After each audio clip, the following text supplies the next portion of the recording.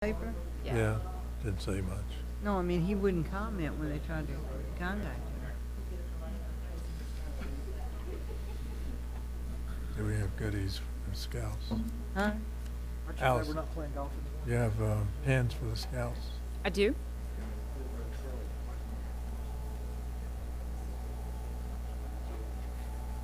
So how are you enjoying your new role?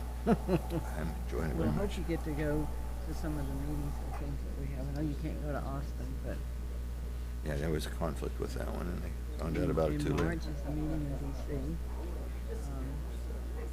June is the meeting in Nashville for the TML. Which one's in Nashville? TML, Tennessee Municipal League. And what is the one on January 22nd? That's the district. We're the state of Tennessee is divided into like 8 or 9 districts, and we're in District 2. And this is a meeting that we used to have it like before, sometimes in December, so that we would know what everybody wanted the lobbyists to take to the legislature when they start in January. But I don't know if something happened, so they're That's later. what I did. But this is what this is all about, for us to meet. And these are the surrounding cities. We got a lot of cities that some of them are very small and they don't join. They're not involved. But Gatlinburg is, and Alcoa and Airville. Places around here. Mayor, is Bob and Ron going to be here, did they say? I don't know about Ron. Bob won't Won't be. So it's just the 3 of us. be. No. Yeah. Hey Tom, how are you? I'm trying to get your All official right. We're starting. opinion on what's going to happen to this one. Good morning. Is this on? She stepped Yep. up. I'm really worried. Good evening, everyone, and welcome to this edition of the Farragut Board of Mayor and Aldermen. I see we have a number of Boy Scouts, and I'm sure you're here for a merit badge, probably working on Eagle Scouts, right? Can you each come down to the podium and let us know who you are and what your troop is now? What's going on? All of you. I can do the pledge. Do we have anybody for prayer? No.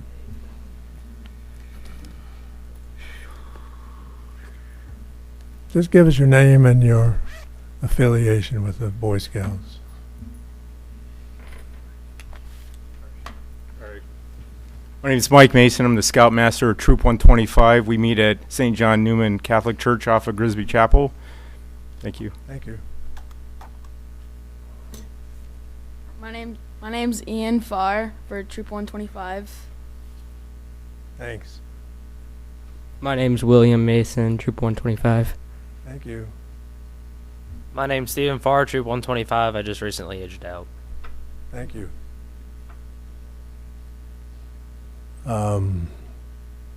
Now we'll rise for silent prayer, followed by the Pledge of Allegiance.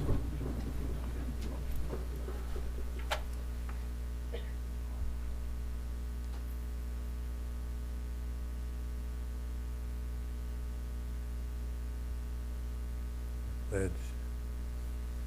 I Pledge allegiance to the flag of the United States of America and to the republic for which it stands, one nation, under God, indivisible, with liberty and justice for all. For the born and unborn.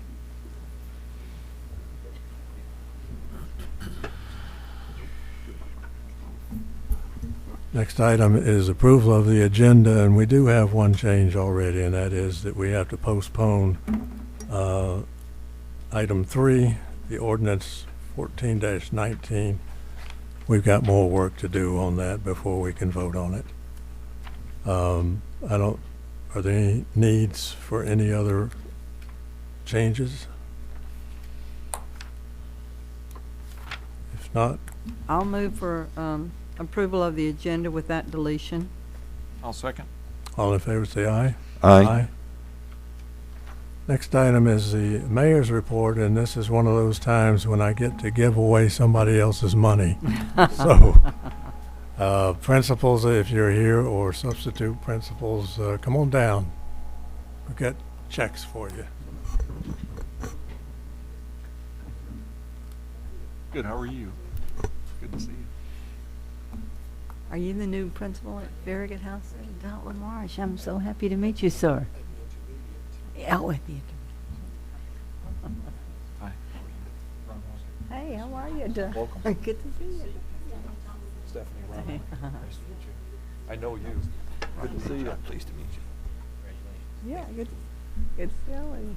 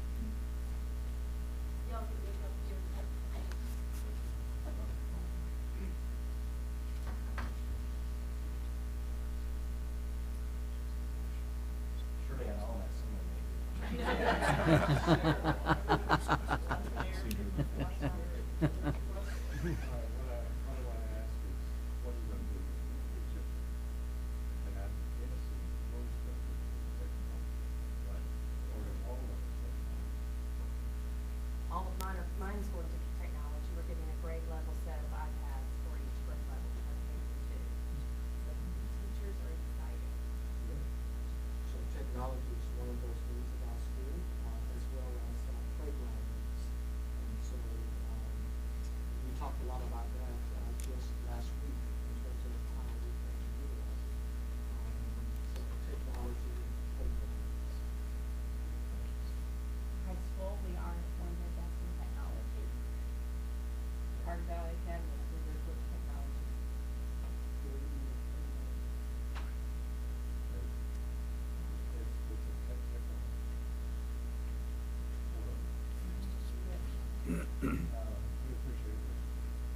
Thank you. Thank you. Yes.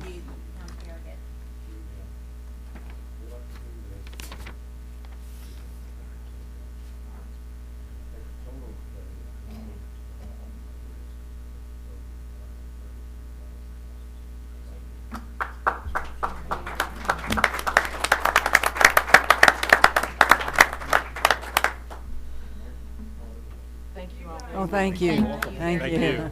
Thank you. Good to see you. I follow you on Facebook. Yes, sir. Thank you. Yes, sir. Yeah. Thank you. Yes. Thank you. See ya. Miss him at Farragut High School. And how is he doing? I'm giving him my best.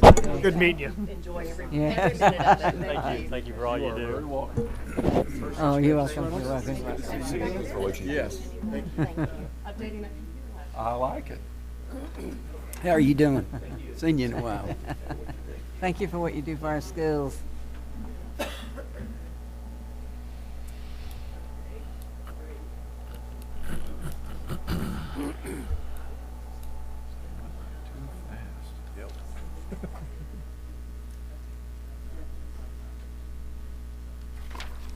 I want to just make a comment about the meeting I went to, if that's okay.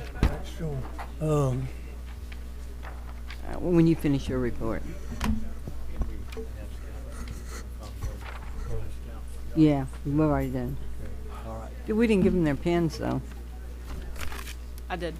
Did you give them? Allison did. Good, Allison. Oh, there I see Jeff back there. All right, under Mayor's report, I'd like to report that some of us are going to Austin, Texas next week for the National League of Cities annual convention conference. We serve, most of us, I think, serve on committees of the National League of Cities, and so we'll be doing business down there next week. Dot. Oh, I just wanted to report that I'm a board member of the Tennessee Municipal League, and we met this Wednesday in Nashville, and we were talking a lot about what's going to happen with the annexation, which goes before the legislatures again in January. We belong to District 2, and our meeting will be January the 21st in Maryville. I just want to make the other aldermen put that on your calendar so we can have a good turnout for Farragut. And thank you. What was that time? Next item is Citizens Forum. Do we have any? No one has signed up. All right. So we move on to approval of the minutes of two meetings, October 23rd and November 3rd. You need to do these individually, Allison? You don't have to. Okay. I'll move for approval on both the October 23rd and November 3rd. I'll second it.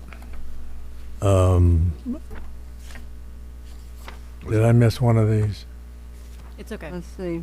You can still vote. You can still vote on it. Okay. In that case, all in favor say aye. Aye. Aye. Any opposed? Next item is ordinances. The first one is a public notice and second reading. Ordinance 14-16, ordinance amending the Farragut zoning ordinance. Ordinance 86-16 as amended is hereby amended by rezoning parcel 109, tax map 130, located at 820 North Campbell Station Road, north of the Holiday Inn Express, approximately 33 acres, from R2, which is a general single-family residential district, to R6, which is a multi-family residential district, and OSMFR, Open Space Multifamily Residential Overlay District. PMG is the applicant. Does the applicant want to say something?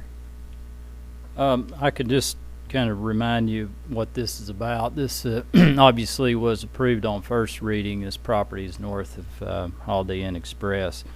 The requested rezoning is to a zoning district that was actually recently created, and that requires at least 50% of the total land area to be in permanent open space. This particular property was identified as a good candidate for this type of residential cluster overlay in the comprehensive plan. So the requested rezoning is consistent with both the comprehensive plan and a strategic plan, providing for housing choice and strengthening the local economy by building up the residential density to help support local businesses. The staff recommends approval on second reading of ordinance 14-16. There's been no changes since first reading, and I'd be happy to answer any questions if anybody has any.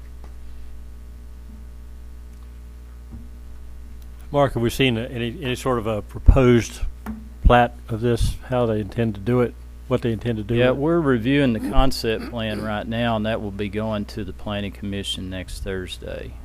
It was felt that the applicant, even though it's not required in this zoning district, that it would be a good idea, given the complexity of the property and the type of development that they were looking at doing, to go ahead and present to the Planning Commission a concept of what they're wanting to do, so that we could at least give them some early feedback before they got too invested in a design, and then they could move forward. So that's where they're at. Excellent. Have you seen the proposed plat? I have seen the concept plan, yes. Okay. Does it have a through connector from Snyder Road to North Campbell Station? It does not. No, the proposed access at this point is just on to Camel Station Road. Okay. I don't have any more questions. Okay. I'll move for approval. Second. All in favor say aye. Aye. Aye. Any opposed? Next is first reading ordinance 14-14, ordinance to annex into the corporate boundary of the town of Farragut and adopt a plan of service for parcel 108, tax map 130, 902 North Campbell Station Road, 1.55 acres, K. Wellens, applicant. This is obviously related to the previous item. If you could show that, Allison, that next slide, please. The area there in the Lee property identified as the area we're talking about, that's being requested for annexation. This came about initially when, as part of this rezoning discussion back in September with the Planning Commission, the staff mentioned to the applicant that, you know, they should consider annexing, requesting that 1.5 acre tract be annexed into the town, and because it's being combined with that larger 33 acre tract that was just approved on second reading for rezoning. So it just made sense to have it all in one jurisdiction, and the applicant agreed with that suggestion, and they submitted in writing a request for this parcel to be annexed into the town of Farragut. As Dot alluded to earlier, annexation is a big topic, has been for quite some time. There's a lot of new requirements and things that you can and cannot do in relation to annexation. And basically, as it is right now, the only way that a municipality can annex property by ordinance is if the property owner requests that, and that has occurred, as I mentioned earlier, in this case. So this particular request would be consistent with state law in that regard. The property is also identified in the town's adopted urban growth boundary plan that was approved back in 1999, so it is consistent with that. Another provision in Tennessee Code is that you have to provide a plan of service, which basically is the municipality's indication of what services and when the services are going to be provided once the property is annexed into that municipality. The plan of service is included as attachment B in Ordinance 14-14. Basically, another element of this ordinance is that we're recommending that if it is annexed into the town, that it come into the town zoned R6 OSMFR, so they don't have to go through another rezoning process just for this, since it's going to be combined with that larger tract as part of their multifamily development. At the Planning Commission meeting in October, they unanimously recommended approval of the plan of service and the annexation ordinance, and it's being presented to you on first reading tonight. I can tell you that this request is consistent with both the strategic plan and the comprehensive plan. Both of those documents talk about the need for the town expanding its borders, and also providing for greater housing choice. And this annexation ordinance addresses both of those components. The staff recommends approval on first reading of annexation ordinance 14-14, and I would be happy to answer any questions you may have. I'll move for approval. I'll second it. All in favor say aye. Aye. Any opposed? Next ordinance, also first reading, is 14-18 ordinance to amend Title 16 Streets and Sidewalks, etc., Chapter 4, Driveways and Other Access Ways, Section 16-402 and 16-403, 1-4 of Farragut Municipal Code to clarify the requirement for a traffic impact study in relation to rezoning requests. The driveways and other access ways ordinance is in our municipal code, has been for years. And among other things, it includes the requirements for traffic impact studies, when those are required. Currently, the wording only requires it for preliminary plats and site plans, or it may be a requirement. And what we're recommending in ordinance 14-18 is to add some language in there that would give decision makers the ability to request a traffic impact study as part of a rezoning request. And obviously the logic behind that, as with earlier rezoning requests, is you oftentimes when you rezone property, you're substantially increasing the density allowed on that parcel. And you know, you need to have good information to understand what the impacts of that zoning change would be before that change is made.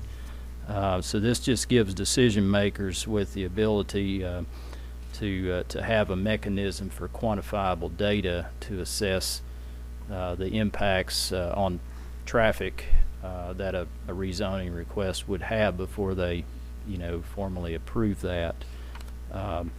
This particular ordinance is consistent with both the comprehensive plan and the strategic plan. Both of those talk about encouraging appropriate land use for future development. Obviously, this is directly related to trying to do that. This was unanimously recommended for approval by the Planning Commission in October, and the staff recommends approval on first reading of ordinance 14-18.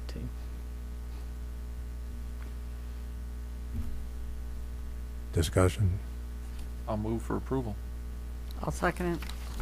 All in favor say aye. Aye. Any opposed?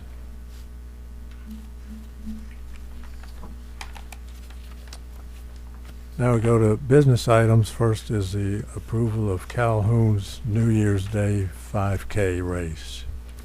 Yes, sir. This is the second year for this race, and it will be on New Year's morning, January 1st, 2015, at the Calhouns on Parkside Drive. All the race information packet is included in your packets. The event will feature a loop along portions of Parkside Drive. There will be a short-term road and lane closures within the affected area along Parkside Drive. The setup time will begin at 6 a.m. and cleanup can be completed by 11 a.m. As in previous requests, the organizers of the event have been working with the affected entities to make them aware of this event ahead of time. They've also been careful to minimize any impact to vehicular traffic and access. The Calhoun's parking lot and facilities will be used for all staging facilities, including restrooms. Traffic control from parking areas and along the route itself will be addressed with Knox County and City of Knoxville police staff. EMS personnel from Rural Metro will also be on hand. The KTC volunteers will provide the cleanup for the event. The motion is to approve the Calhoun's New Year's Day 5K road and lane closures upon Parkside Drive on January 1st, 2015 from 6 a.m. to 11 a.m.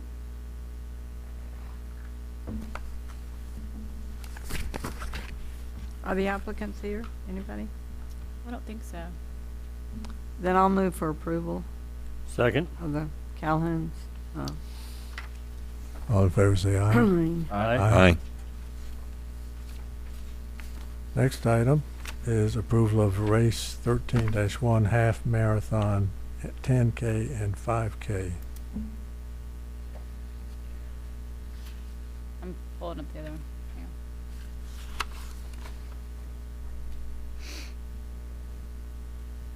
Mark, do you want the full packet that Ashley made, or just the I think 13.1 she map? incorporated them into the main PowerPoint, to the regular meeting PowerPoint. Yeah, that's good.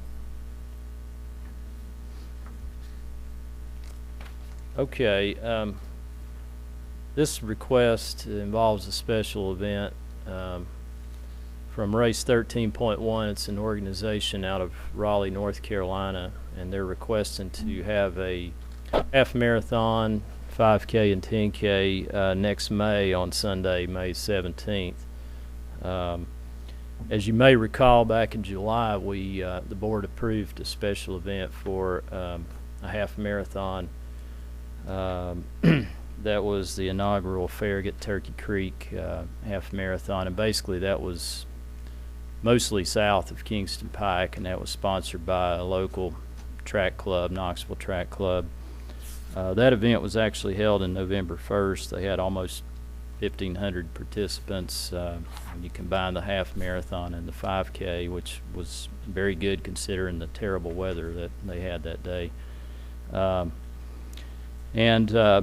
Basically, this particular request would have all of the routes north of Kingston Pike, and it would actually start in the city of Knoxville at the Pinnacle at Turkey Creek, there near the Panera Bread in that area.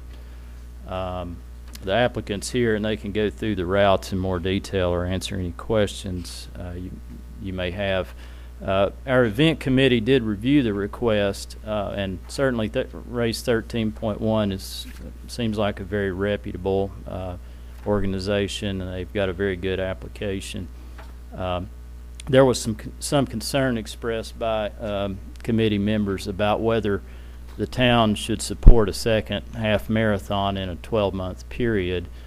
They didn't want something to, happen that could create some bad PR with the public, and it might compromise the locally sponsored half marathon that was initiated this past November. So that was kind of a concern of the committee, especially since it's not a local organization like KTC. It was something they wanted you all to at least be aware of. And again, this is no criticism of Race 13.1. I think they are, based on what I've seen, a very reputable organization. Basically, as far as the event itself, it would start at 7 a.m., which is a good thing for traffic flow. I don't think there's too many people that are going to be out at 7 a.m. on a Sunday morning, so that's a good thing. It closes at 10:30 for the half marathon. The half marathon route up on the screen there, and again, I'll let the applicant go through this in more detail if you have questions, but it is a loop. It basically follows the Grigsby Chapel and Parkside Drive greenways for pretty much the last fourth of the course, but it does loop through a number of subdivisions in the town, Village Green and Country Manor and some of those areas, Hickory Woods, Berkeley Park. So it would have an impact, and the staff is a little bit concerned about how you protect the runners in a situation where you're running them through subdivision streets. Somebody might be trying to back out of their driveway to go to church or whatever. Those are things to think about. Most of that KTC race was on non-local streets, so that wasn't as big of a concern as running through the subdivisions like this. Basically, Race 13.1 would be responsible for all the public outreach. They indicate in their application that they will mail out notifications to every resident and a business that would be affected along the course. That's going to be quite a mail out, but That's what they indicate. They also will be notifying any churches.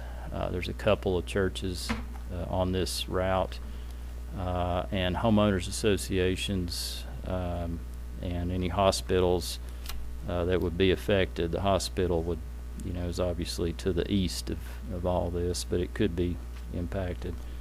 There will be 6 aid stations, and each aid station will have 2 portable toilets. The staging area, as I mentioned earlier, is actually in the city of Knoxville, near Panera Bread, and so that wouldn't be within the town. But that's the half marathon route. I don't know if she's got the 5K and 10K on there. Okay, the 10K is kind of a hybrid between a loop and an out and back, and again, it's a little bit hard to see on this map, but they all start at the same place.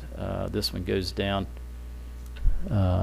Parkside Drive and down Campbell Station Road, crosses over and gets onto the Grigsby Chapel Greenway off of Grigsby Chapel Road and loops down to St. John Newman Church and back, and then it, instead of going to the south there where number 9 is, they go number 8 north on the Parkside Drive Greenway that runs along the interstate back to the starting point. So there's quite a bit of greenway on the 10K route and the 5K route. And then, like I said earlier, the last fourth of the half marathon route. So that's a good thing, that they're trying to use our greenways as much as possible and lessen that impact on the roadways. But that's kind of an overview of what they're wanting to do. Again, it's really kind of a philosophical question of whether, you all are comfortable supporting a second, long distance running event in a relatively short period of time. And that's something that, maybe the applicant can give you some guidance on, or answer any questions that you may have if you have any concerns. I would like to ask, why did they choose Farragut, Tennessee, coming from Raleigh, North Carolina? I'll turn that over to Charlie. Because I heard we had a friend on the board who used to live in Raleigh for about 35 years. 20 almost. I was born at Rex Hospital. I was there for 15 years. 15 years. As a nurse, yes. That's and my great. husband was a competitive runner in Raleigh. Oh, excellent. Won many races. Very good. Well, he should come to Raleigh and run ours and win that one. Can't run anymore. I'm Charlie Mercer. I'm obviously from Raleigh, North Carolina.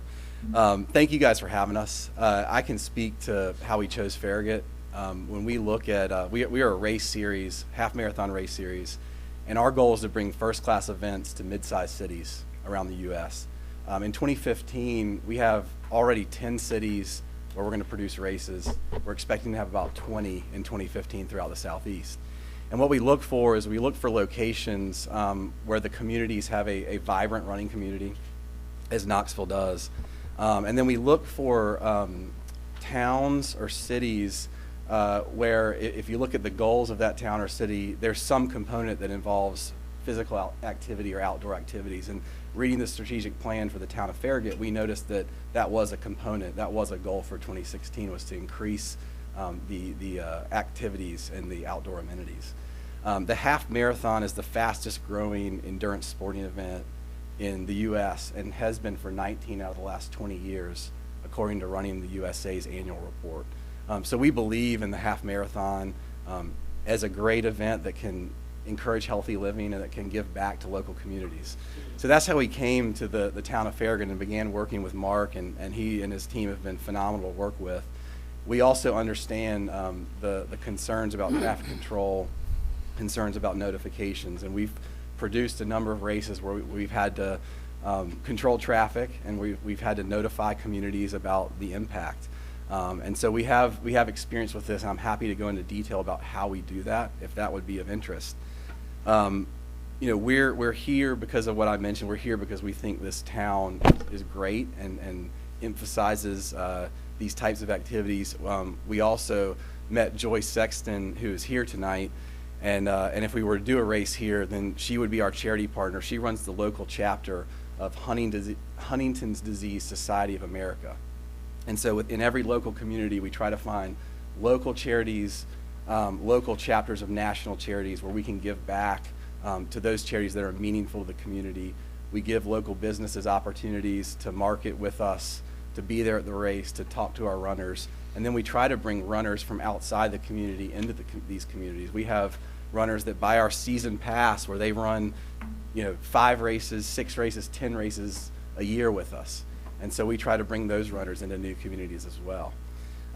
So again, that's why we're here. We are aligned in our incentives to make this a great event, to make this an event that has very low impact, and to make it an event that the community embraces. Because for us, if we are not allowed to come back to a city or community a second year or a third year or fourth year, then it doesn't make sense for us to do it.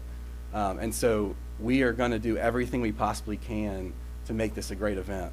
Everything from great participation down to notifying the households appropriately and helping to control traffic and make sure that we minimize the impact. So I'll stop there. I'll see if you guys have questions. I'm happy to walk through specifics about the route that has been designed. I'm happy to answer questions about our organization, anything you'd like to ask. What level of participation do you anticipate? We've seen in our first year races an average of 900 to 1,000 runners. Now I think the 1,500 that you saw in the race that just happened here is also a pretty good indicator. We could expect as many as 1,500, but our average first year is 900 to 1,000. So how will you promote this? We do a number of things. So we spend heavily in marketing, particularly for a first year race, and so we promote it through digital advertising channels, Google and Facebook. We do print marketing, so we'll work with Turkey Creek, who's on board to be a partner with us and excited about bringing the event. So we'll advertise around Turkey Creek. We do banners, we do posters and flyers in local running stores, Whole Foods, Earth Fare, grocery stores like that, anywhere where we can put a poster up on a community board. And then we do a lot of grassroots stuff. So we'll even sponsor a local 5K and get the word out about our event.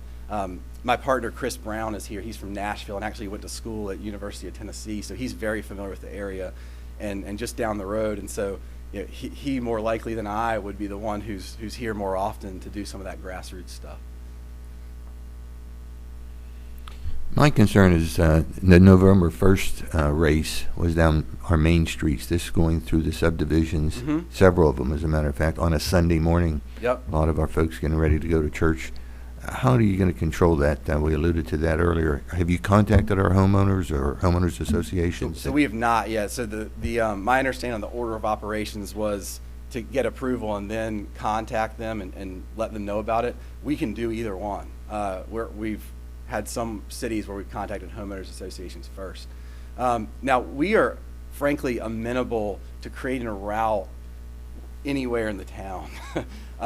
Mark and I discussed it, and because of the other race here that, as Mark said, was south of Kingston Pike, we kind of looked at the north side. But we're open to doing different things with the route. We've proposed based on back and forth and feedback with Mark and his team.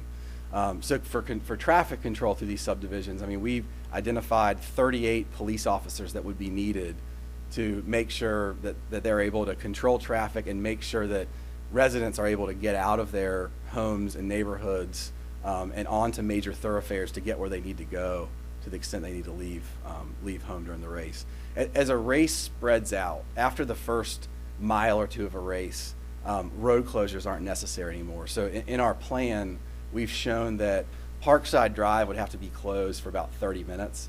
Outside of that, no other road closures are necessary. We would have to cone off portions of roads, but traffic would still be able to flow. Also, crossing back over North Campbell Station Road at the end of the race, runners are so spread out, and we do this at just about all of our races, where you employ a metering operation. So a runner may pass every couple minutes, or a clump of runners every couple minutes, and a police officer is there to direct traffic during the breaks and the runners. And so there's very few delays as you get further out on a course. It's usually the first couple miles where you have to really close roads. Thank you. Yeah. You know, I first of all, I want to tell you thanks for looking at our community. I'm not a runner, but if you had like a golf cart need or something, I could probably do that. But, you know, I'm not concerned about us having another event because there's a huge demand for these things. You know, it seems like there's never enough of them. I don't know how these poor souls do it, but I applaud them. So I do think that I would ask you just to take a second look at the route to see if we can minimize any potential traffic concern. But I trust Mark's judgment. He knows our community real well. And but I personally would be for it and would embrace it. So thank you. Well, I have to tell you that after the November 1st race, I received emails. They weren't nice. They were complaining about sitting in traffic for an hour, stuff like that. I myself had to get out to the airport, and I took a circuitous route and made it in time. But people were upset, and I think it is possible to separate traffic from runners, but I'm not sure that in this case it was done that well. So it's something to take care of for any future running events.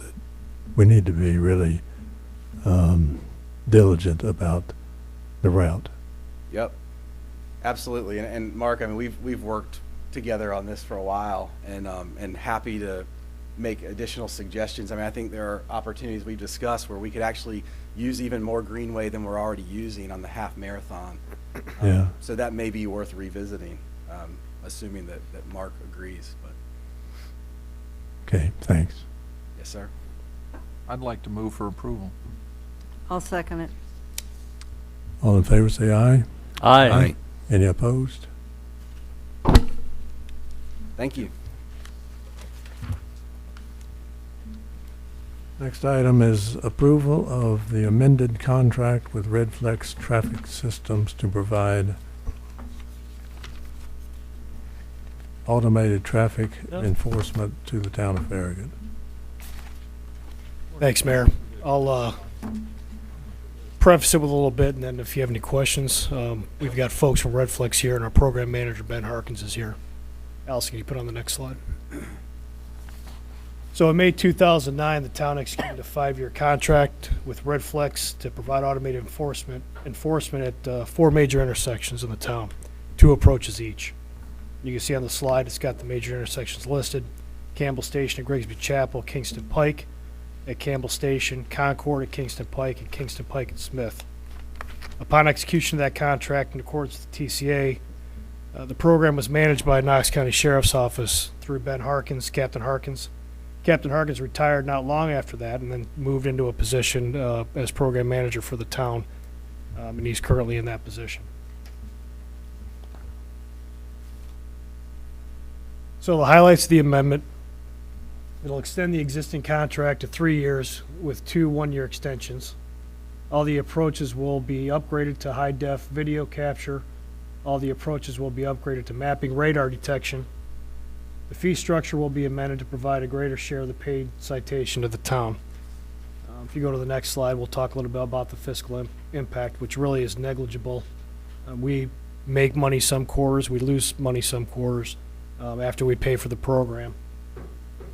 In any case, if we do make any money, the board has already decided to put it towards a community grant funding in the budget. We've got some crash statistics provided by Knox County Sheriff's Office. You can see overall the numbers have dropped.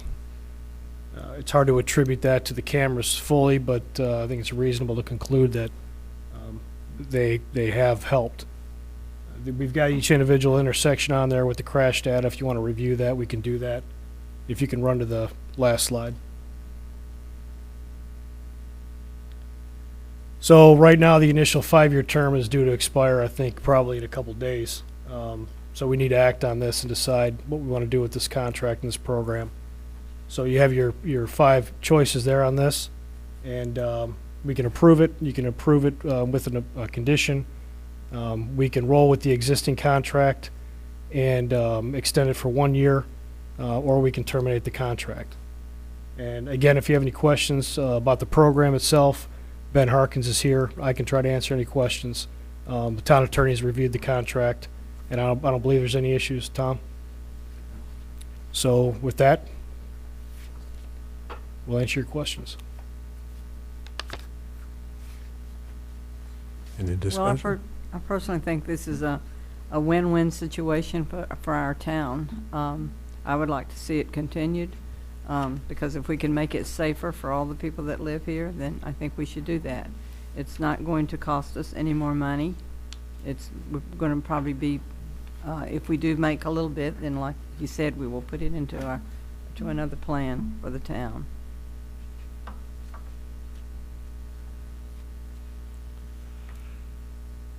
Well, I know the cameras are very unpopular, and the crash data is far from conclusive that there is any actual benefit. Arguably, they may have some effect on the driving habits of the town citizens, but I would think that by this time, it's been over 6 years now. What was the original contract? 5 years? 5 years. Right at that 5 years.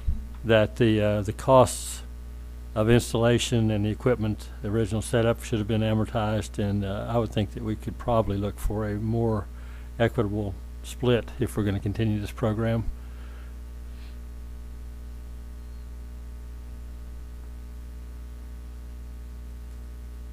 Any suggestions? $20 a ticket instead of 15.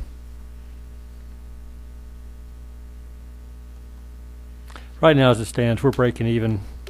Sometimes we make a little more. I guess if we looked at it overall, it's probably been a net loser for the last, year or two? Yeah. I think we lost. I think last year, we lost about $5,000, and this year we're right about even. Yeah, I think it's cannot be conclusively demonstrated that there's a significant benefit to the town if we're just spending money and it's not demonstrable that there's a significant benefit. I would be for terminating the contract unless we could make it at least pay for itself and provide a little bit of revenue. Well, it's stated that there is no financial outlay with approval of the amendment. Did you read the back of that? Well, theoretically, it gets us closer to a break even, I would say. I just think it's how valuable it is. The program is very valuable to me. If it makes people drive safer, you know. Yeah, I'm just saying that the data that I see is not doesn't show that conclusively. I mean, there are fluctuations before it was installed, and right now we're back about where we were a couple of years before it was installed. So, Bob, are you asking that we just amend it to receive $20 instead of $15 a citation? Is that what you're saying? Mm-hmm. But that's something to be done between the parties. Right. Not with us voting it. Right. So I'm just saying that I would propose that we amend the contract rather than just approving it as is. But the contract is up immediately, right? I'm sorry, the contract is up when? Well, the existing contract's due to terminate, I believe, in 2 days. You know, I would offer this commentary. I was on the fence with this, and after we did the workshop on it, I've fallen to the side of that. I think we should continue. But, you know, if we've lost a little bit of money, we're not going to lose any money going forward if we're going from $10.50 to $15. I mean, that's a 50% increase. So I can't imagine. And, you know, the intent of this never was for this to be a moneymaker. It was to make our community safer. As I said, I've had some concerns about it in the past, but you know, after we did the workshop, I had my questions answered, and I think the proposal is fair. We're not going to go backwards on it. And again, at the end of the day, this was never the intent for this to be a revenue maker. If we're not voting it through to bring value to our community, then it should not be voted through. It should, regardless of the revenue, if it's not bringing value, then we shouldn't go forward. So personally, I think we're getting value out of it now. I agree with Ron. Maybe we should hear from Mr. Harkin.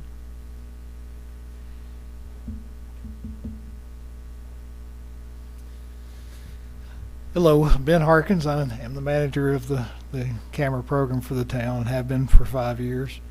And when you start talking about money, one of the great things about this job when I started is that they was set up so I don't have to worry about the money. Allison takes care of all the accounting so that I don't have to see what money's coming in, what money's going out. And I'll remind the board, when this program was first brought to my attention in 2007, members of the town came to me and asked if I would help to put this program together. And one of the things specifically that was mentioned to me at that time was that the town did not care about the revenue that may be come from this program. That even if it cost money, they would like to still have the program for the safety of the citizens. You mentioned about the crash statistics not being conclusive. Well, I don't think we'd ever see any statistics from crashes in this area that are really going to be conclusive one way or another. And I have said from the very start that I don't think that the crash data is a definitive answer about how effective the program is or is not. In this case, yes, the crash data does show that it's better than it was when we started the program. However, to attribute it specifically to the cameras, I think is probably unfair. However, it is a positive. You know, the most important thing that I see as I operate the program on a daily basis is from day one, we have had what I've termed as frequent flyers. Some that live in the town, some outside the town, who've had multiple incidents where they have run or almost run red lights, where the incidents have come to me to review. Some of those frequent flyers are upward of more than 30 incidents that their vehicles have been involved in.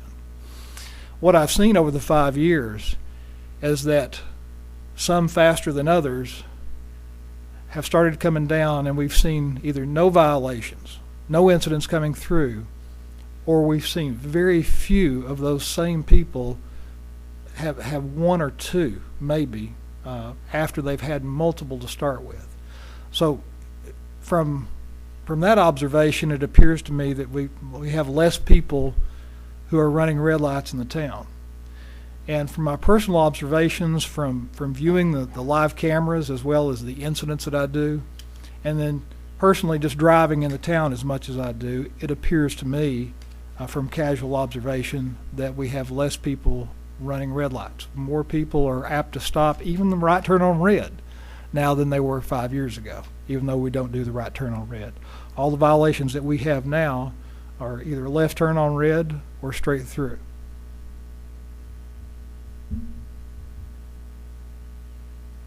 Thank you. Thank you. Let me make this simple and personal. If you've ever been hit by a drunk driver head on, you would never question the wisdom of any safety device that we can come up with. Period.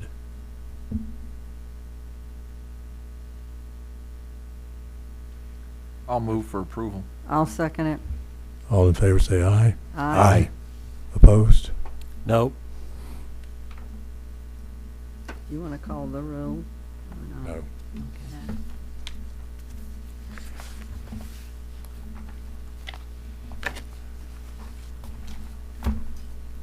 Well, what do you know? We're done. Town administrator is note. gone. Not so fast. We are adjourned. Thank you. Nope. Town attorneys? Not so fast. I have no report tonight. I knew that ahead of time. Oh, you did? You wanted to tease us.